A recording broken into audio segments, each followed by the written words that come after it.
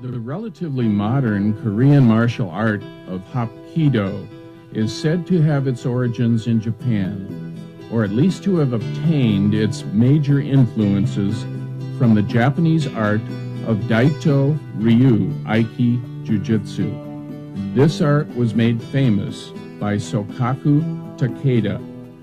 He is thought of by many as the last of the samurai, and was the teacher of Ueshiba, referred to as O-sensei, who founded Aikido based on Daito Ryu Jiu-Jitsu.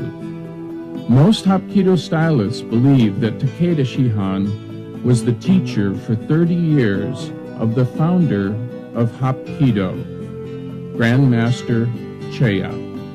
His name is spelled as Choi in English, but pronounced Cheya in Korean. He started Hapkido in 1945 as World War II ended and moved back to Korea after some 30 years of studies in Japan with Takeda. In English, Hapkido may be translated as the art of coordinated power. Its meaning also implies coordinated movement and harmony, such as between one's mind and body, plus the energy of inner strength. In 1964, Hapkido Master Rim began his studies in Korea with Grandmaster Cheya. He then moved to America to teach as a Grandmaster of the system. Master Joe Cheya, seen here with Grandmaster Cheya, has studied many years with Grandmaster Rim and now holds the rank of 8th degree black belt in Hapkido.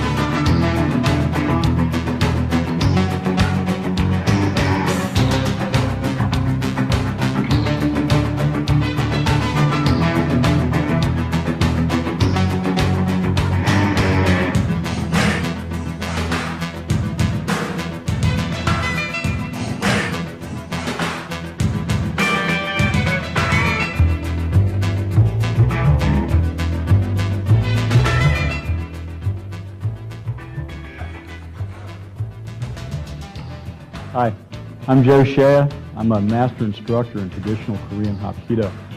And this is volume 2 in a 5-volume set that we're doing for Black Belt Magazine. In volume 1, we looked at how Hapkido is practiced through the path of least resistance. And a beginning practitioner learns this path through exercises that they do. We also mentioned that this path of least resistance grows into a conscious and open connection with key energy, and the key energy is the basis for the movement as you get into the higher ranks. In this tape, we're going to talk a little bit about that connection with ki, and we're going to demonstrate a little bit higher motion in Hapkido.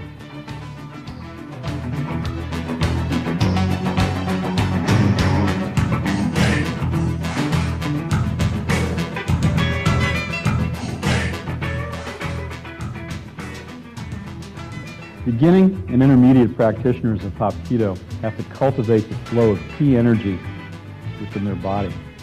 One of the primary ways of doing this is through simple breath meditation. We're going to do a guided breath meditation that you can practice at home if you like. That'll help foster this flow of energy. Take a comfortable stance, feet about shoulder width apart. Bend your knees slightly, posture erect. Place your hands over the danjun, that's this area down here, lower abdomen, as if you were holding a ball in your hands. The breath begins at the nose. As you breathe in, you see the breath come down into the body, into the Damjung area as you breathe in through your nose.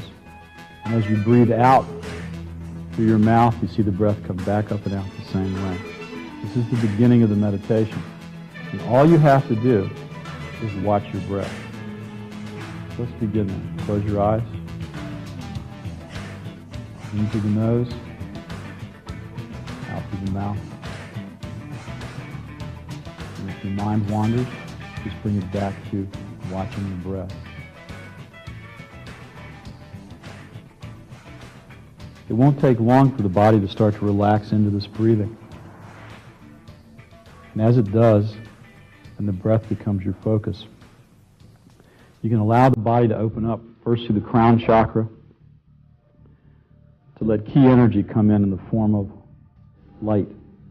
Visualize it as white or golden light into the body and allow it to fill the body. You can also allow the key to come up from the earth through your feet, the same white or golden light. And as the body fills with that energy, allow the energy to come out through the hands so that you see a ball of ki between your palms. A white ball of light.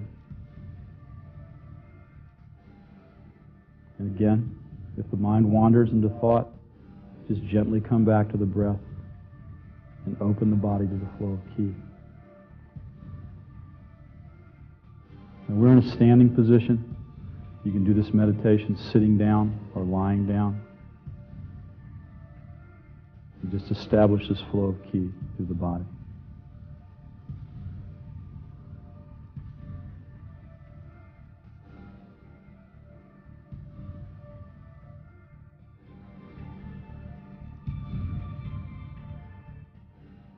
Ki meditation can last anywhere from 5 minutes to a half an hour, depending on the practitioner.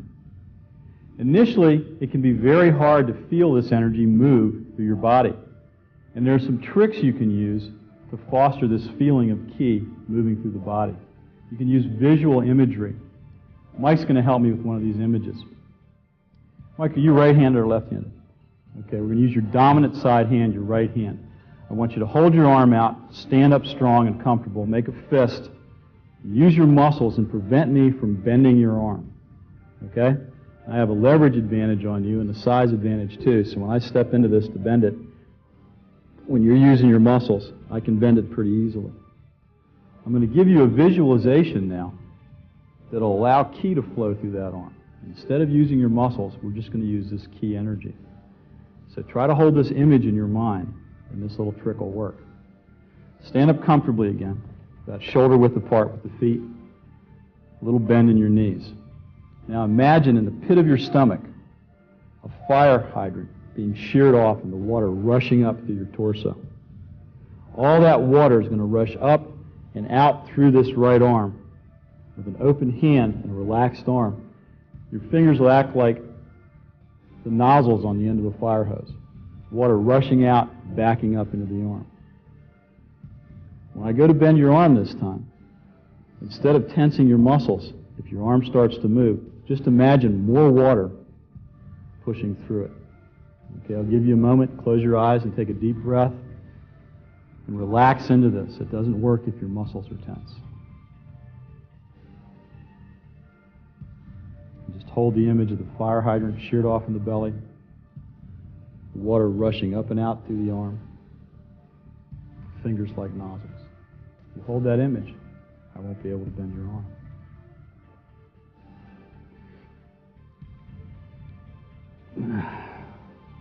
The unbendable arm.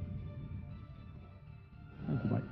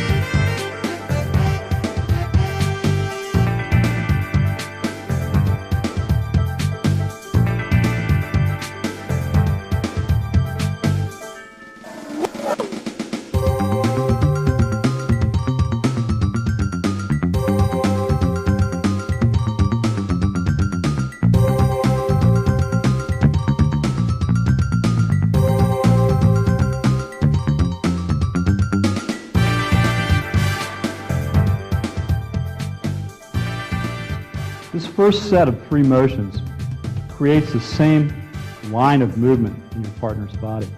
We're going to start with an exercise to an intermediate motion to a fighting motion. I'm going to be assisted in this by Eric Collier. The first is an elementary movement where Eric is going to reach straight across and grab my right wrist. I'm going to face him. I'm going to move into him, placing my left hand on his collarbone. And I'm going to make an elliptical loop behind his back with my palm facing the mat. I lift this leg away from me so it doesn't ride up my crotch. This is the first of this series of movements.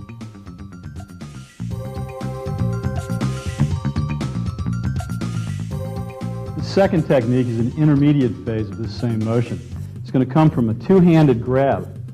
Now, instead of going all the way behind Eric, I'm going to hook his wrist with my opposite palm and thumb.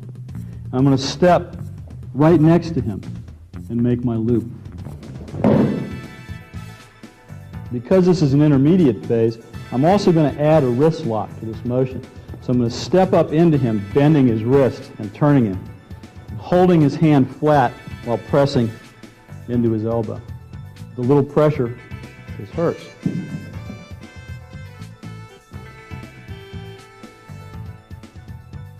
The third motion in this progression comes out of the air. It's more of a fighting motion. Eric's going to jab at me with his left hand. I'm going to pick it up with a double inside block. Both hands block. And from here, I'm going to follow the line of the intermediate motion. I'm going to rock his arm down using my palm to his hip and his thigh and drop it. From here, I already have the hand. I'm going to step up into him and straighten the elbow and come into the wrist lock. The wrist lock needs to be flat. The elbow needs to be locked in order for this to work. I bring myself in close to his body so he can't turn, and I press it down.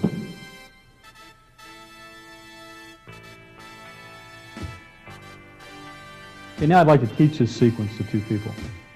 I'm going to get help from Mike and from Larry. You guys come together. Mike, you're doing the motion. It's a single hand grab to start, an elliptical takedown to Larry's rear. Okay, pretty good. I want to change it just a little bit. Larry, grab me, please. When you stepped around him, you weren't really doing the motion. You want to step through him. You came around him like this. Keep your hips more parallel to his, more square to his. When you step through, reach behind. Then curve your hand around in a loop and lift that foot away as you do it. So the palm curves around. Came straight back with your thumb.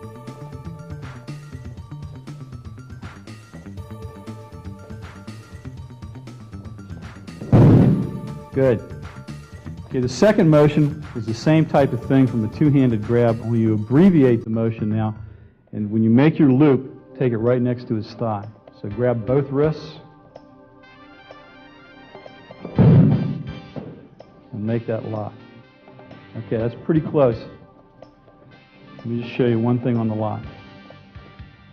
Okay, the motion was fine. Once you get down, you want to turn his wrist towards his thumb. See this? And step in next to his body. Don't reach away from yourself. This is difficult to maintain. You step in next to his body, you keep him from rolling back. All you have to do is press down, and it causes pain. Try one more time.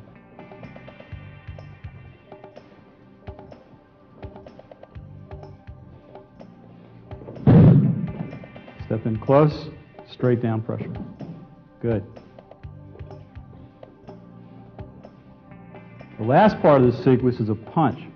You're going to do a 2-handed block on this. So you want to fade backwards with 2 hands as you start the technique. And then it's very much like the intermediate technique. Right his arm down right next to his thigh. So it's a 2-handed fading block. Okay?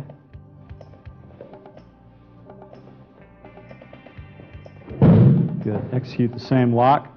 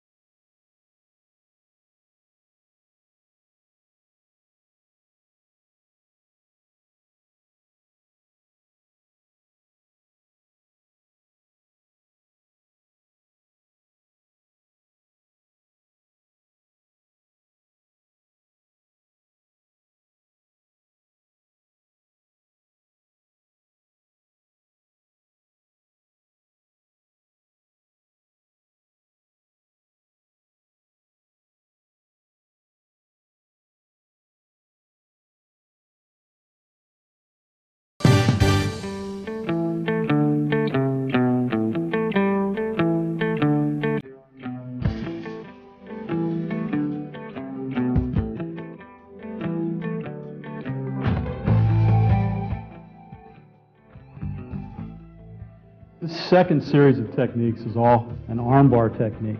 We're going to begin it by having Eric grip me just below my elbow, same side, on top of my forearm. We're going to stand facing each other. I start this technique by reaching over with my middle finger across his elbow. I load this hand up, palm open, step underneath, and then shoot my hand palm up out to my side as I pivot. From here, I lay my turned up palm into Eric's shoulder, and I guide him around and down between my knees. I go knock-kneed over him. I'm going to come up behind his wrist, and pull it in, and do a wrist lock on it.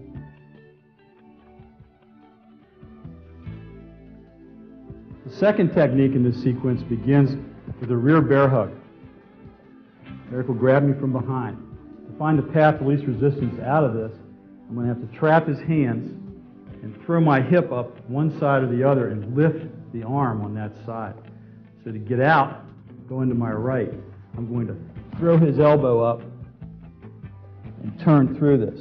I'm going to guide his arm through and reach through and finish the technique the same way.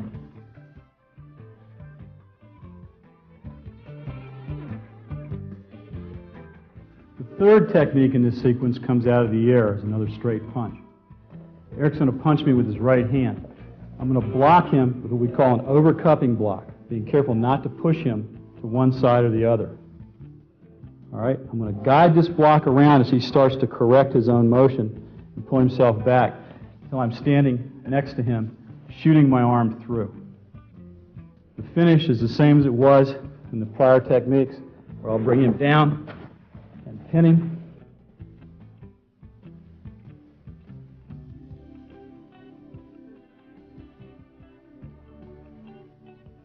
Let's teach this sequence now to Larry and Mike. Okay, the first came from a grab at the forearm. Good.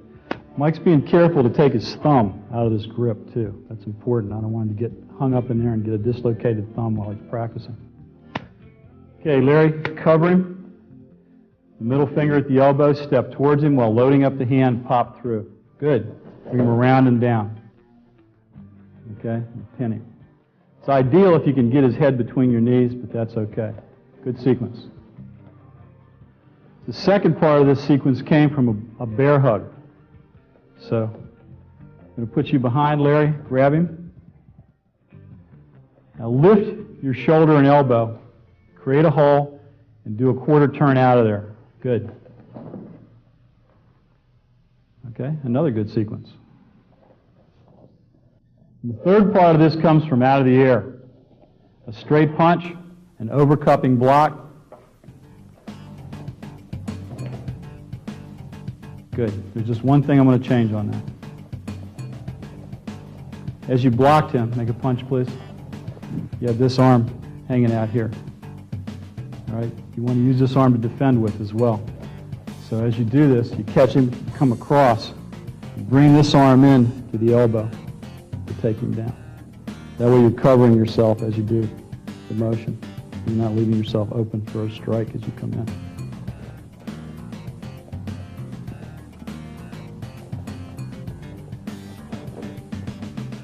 Good.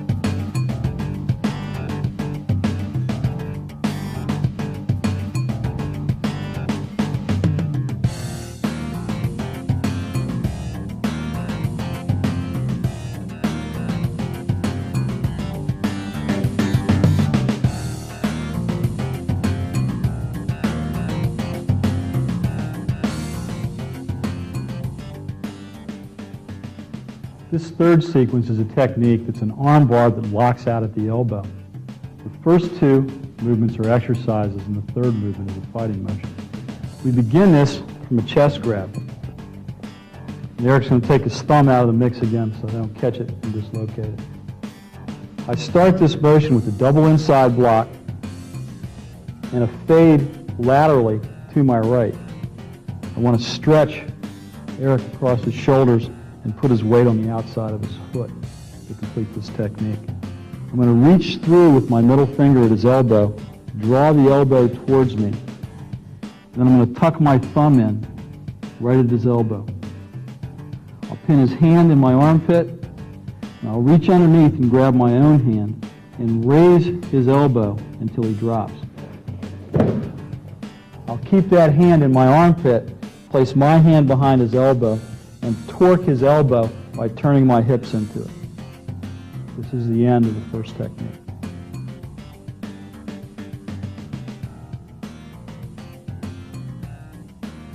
The second motion in this sequence is again an exercise motion, and you set it up by grabbing at each wrist. I'm going to offset Eric's balance by moving laterally into one arm, catching him at the wrist and stretching him so that his weight goes into the side of his foot. I'm going to reach through with my other hand and pull the elbow so that it bends in towards me. And then I'm going to shoot my hand underneath his elbow, putting my thumb on the elbow and grasping his hand with my armpit. I'm going to lift my hand with my other hand again and lay him down. I'm going to torque into the elbow, holding the hand in the armpit. I have lots of shots right here if I get into this position. There's a lot of vulnerability.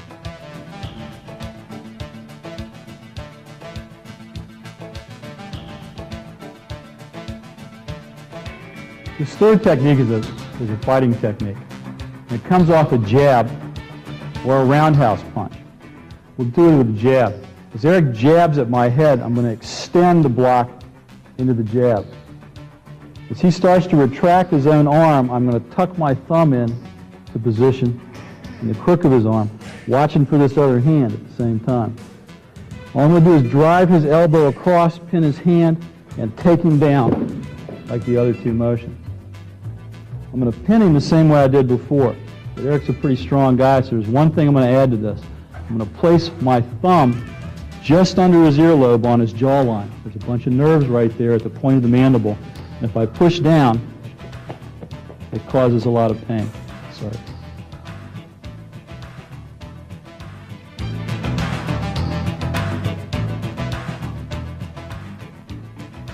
Okay, let's teach this elbow locking arm bar to Larry and Mike. Okay, first starts with a chest grab. Take your thumb out of the mix.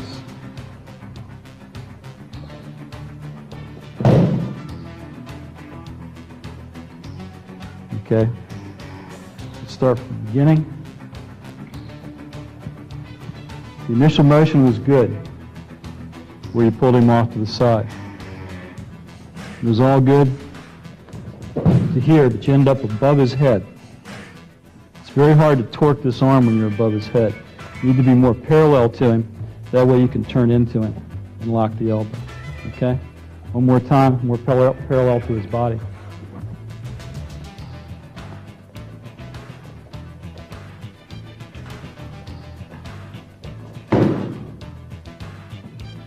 Much better. The second technique starts from a two-hand grab on each wrist. So grab each wrist.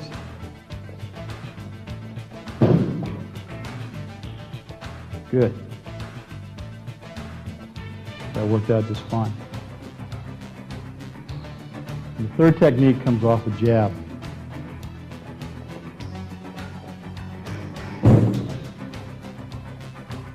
And press the mandibular nerves.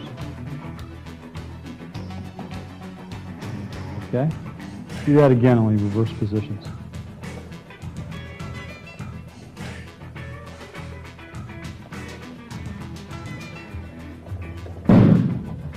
And press the thumb on the mandibular nerves. Good.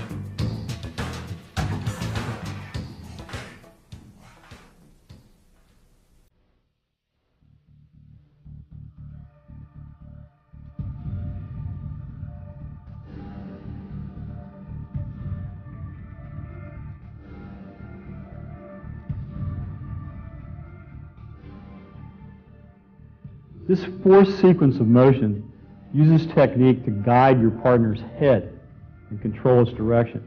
If you can control the direction and the movement of your partner's head, you can control their entire momentum. We're going to begin this with a chest grab. I have Eric grab me, take his thumb out of the mix again. I'm going to close on him in this exercise and lay my forearm across his chest and tuck my thumb right behind his head. I'm going to reach across with my opposite palm and place it up on his temporal lobe, the side of his head. I'm going to pull his head into me. I'm going to turn it over and around and sit him down right in front of me. From here, I'm going to hook my fingers and put them underneath his jawline and squeeze on the submandibular glands that are underneath there. At the same time, I have my knee behind his back. So when I pull up on this, it hurts under his jaw.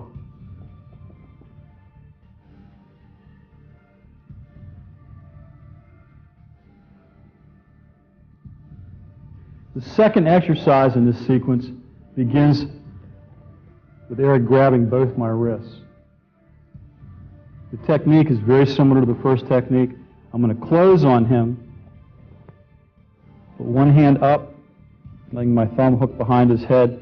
The other hand reaches the temporal lobe. I'm going to pull him in and turn his head over and sit him up.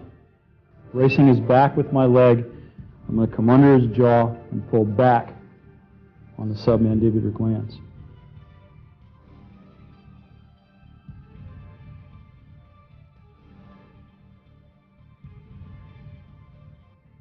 This third technique is a fighting technique. Eric's going to punch me with his right hand. I'm going to overcup the block, being careful not to try to change the direction of the block. As he starts to retreat, I'm going to place my hand up and under and do the same technique I did on the exercises, by pulling his head around and down. Because of my body position and proximity this time, Eric will get airborne. Okay, from here, I can't go for the submandibulars, so I'm going to go for the mandibular nerve group right below his ear. I'm going to push his head down and press into that.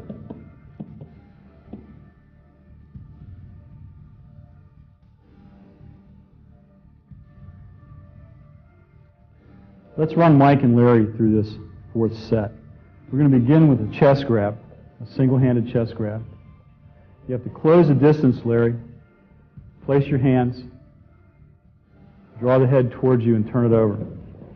Good. Knee in the back. And pull up. Good. Into the submandibulars. Good motion. Same technique with each wrist being grabbed. Let's try it again.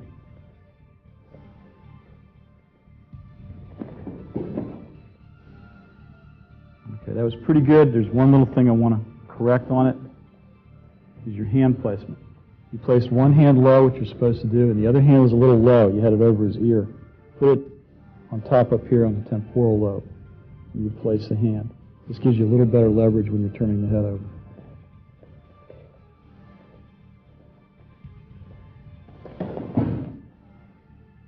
Good. Now, an overcupping block. There's no fade on this. You're actually going to bring your hips towards him a little bit at about a 45-degree angle so that you can place your forearm on his chest and do the technique. So let's try it from an overcupping block from a punch.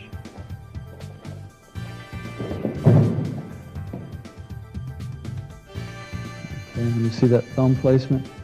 Okay, you have your thumb bent backwards this way. You want to lay your thumb in more on your palm and have it straight so you can push straight down into that nerve point. As you do it, make a little turn so you pick the nerves up. Good.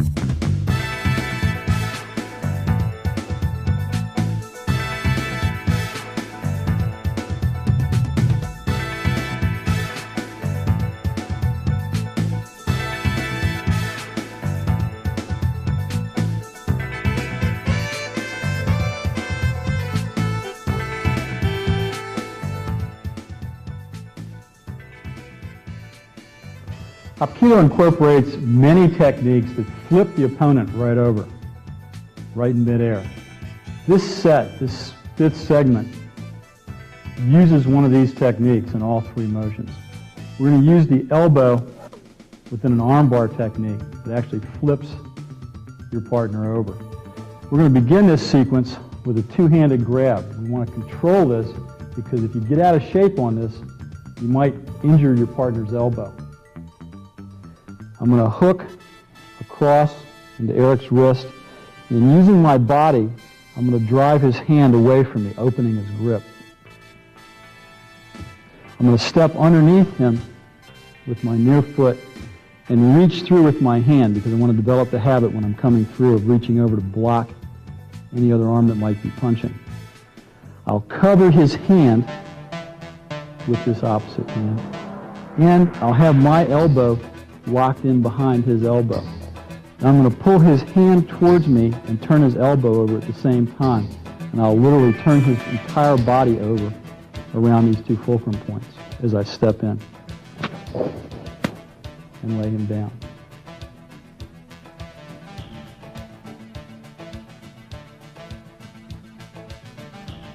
The second technique uses the same two fulcrum points as the first one, but we get there from a different way.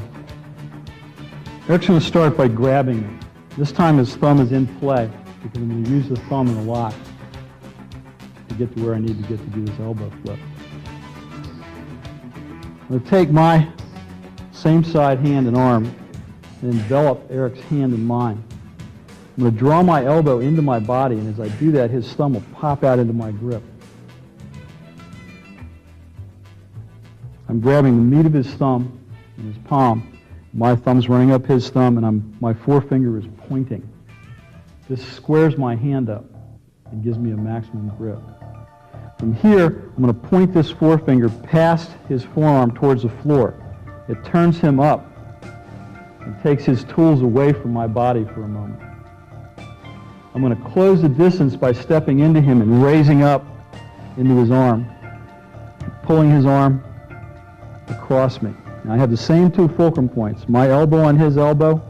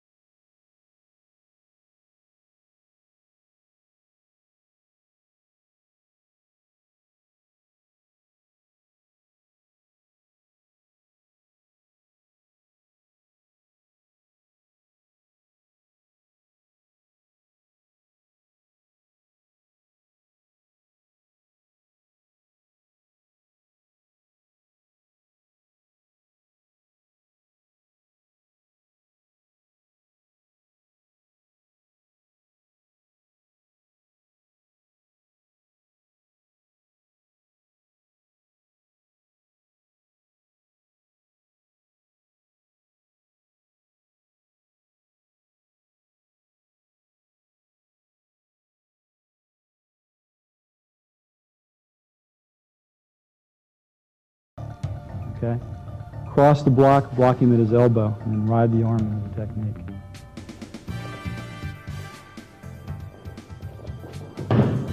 Good. Excellent motion.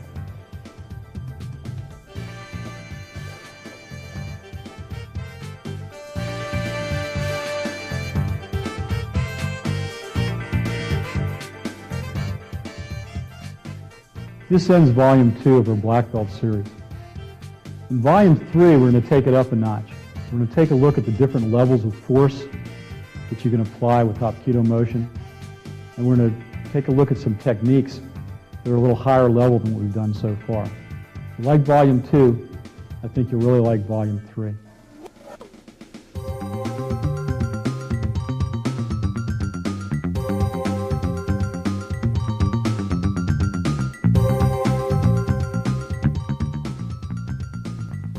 At the beginning of this lesson, and here at the end, we are privileged to see founding Grandmaster of Hapkido, Yong-Sul Che. This extremely rare footage of Che was taken in America a few years before he passed away. A true legend in the world of martial arts, Yong-Sul Che.